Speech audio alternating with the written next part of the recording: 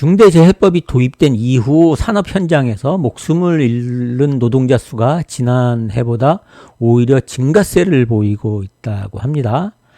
엄벌만으로는 산업 안전을 담보할 수 없다는 지적과 동시에 촘촘한 현장 점검과 같은 필벌이 뒤따라야 한다는 목소리도 계속해서 나오고 있습니다. 이와 관련해서 국제신문 기사 한번 살펴보도록 하겠습니다. 6일 고용노동부의 2022년 3분기 누적 재해조사 대상 사망사고 발생 현황을 보면 지난 1월부터 9월 사이에 일터에서 발생한 사망사고는 모두 383건으로 510명의 노동자가 숨졌다고 합니다. 지난해 같은 기간과 비교해 사고 건수는 9건 줄었지만 사망자 수는 오히려 8명이 늘어난 수치입니다. 부산의 경우에도 사정은 다르지 않다고 합니다.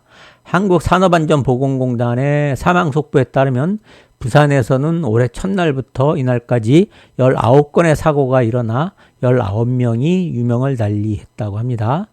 지난해엔 1년간 23건의 사고로 23명이 목숨을 잃었습니다.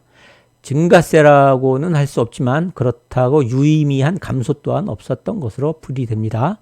경남에서는 올해 첫 9개월간 46건의 사고가 발생해 46명이 사망했다고 합니다. 이 기간 사망자가 가장 많은 지역은 경기도로 139건의 사고로 145명이 사망했다고 합니다.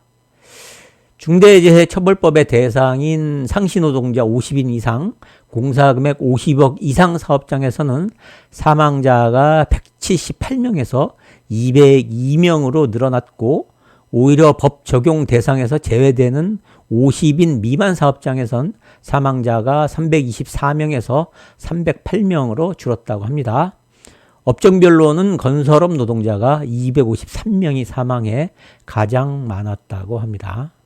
재해 유형별로는 떨어짐 사고가 199건에 204명 사망으로 가장 많았고 그 뒤를 끼임 사고 78건에 78명 사망, 부딪힘 사고 50건에 50명 사망, 깔림 뒤집힘 사고 40건에 40명 사망, 물체에 맞는 사고 33건에 34명 사망, 기타 83건에 104명 사망 순이었습니다.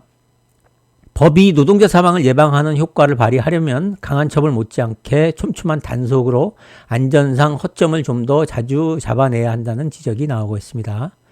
중대재해 없는 세상 만들기 부산운동본부 박수정 집행위원장은 떨어짐 사고가 가장 많았다는 건 기본적인 안전요건조차 갖추지 않은 상태에서 창극이 일어났다는 점을 방증한다고 말하고 있습니다. 지금의 법은 사고가 난 업체들에게만 불운으로 여겨질 뿐 산업 현장에서의 안전을 능동적으로 안착시키도록 유도하지는 못했다는 말이라고 하면서 집중 단속과 점검을 강화하도록 해야지 중대재해법을 완화하는 방향으로 나아가서는 안 된다고 설명했습니다. 지금까지 올 1월에서 9월까지 산재 사망 510명, 중대재해법 도입 후 더 늘었다라는 제목의 국제신문 기사 살펴봤습니다. 중대재해법의 효과 관련해서는 제가 계속적으로 말씀드리지만 그 예방 효과를 바로 수치로 확인하기는 힘듭니다. 그런데 시행한 지 아직 1년도 되지 않은 상태에서 중대재해법의 효과가 미미하다는 뉴스가 계속 나오고 있는데요.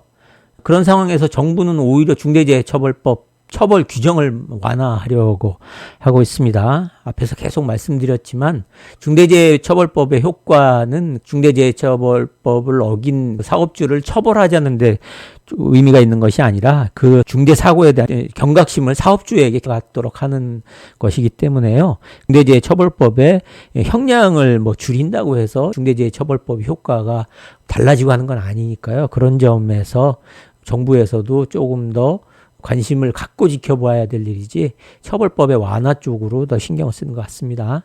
참 안타까운 마음뿐입니다. 이상 오늘의 산재 뉴스 시간 마치도록 하겠습니다. 감사합니다.